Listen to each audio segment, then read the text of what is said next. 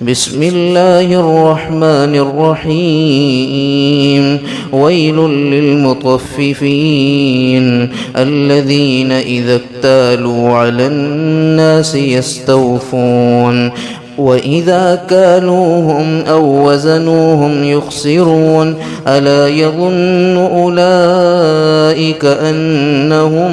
مبعوثون ليوم عظيم يوم يقوم الناس لرب العالمين كلا إن كتاب الفجار لفي سجين وما أدراك ما سجين كتاب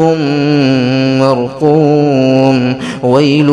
يومئذ للمكذبين الذين يكذبون بيوم الدين وما يكذب به إلا كل معتد أثيم إذا تتلى عليه آياتنا قال أساطير الأولين كلا بل ران على قلوبهم ما كانوا يكسبون كلا إنهم عن ربهم يومئذ لمحجوبون ثم إنهم لصالو الجحيم ثم يقال هذا الذي كنتم به تكذبون كلا إن كتاب الأبرار لفي عليين وما أدراك ما عليون كتاب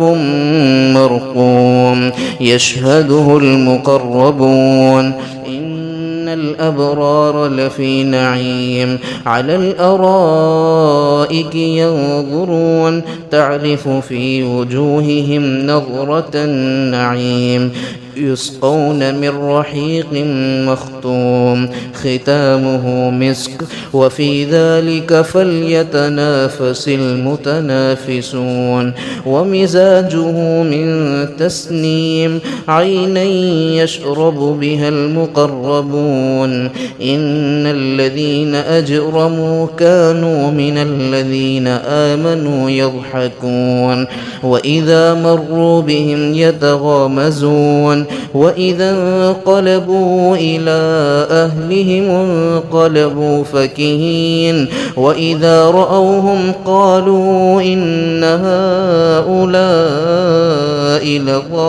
لضالون وما أرسلوا عليهم حافظين فاليوم الذين آمنوا من الكفار يضحكون على الأرائك ينظرون هل ثوب الكفار ما كانوا يفعلون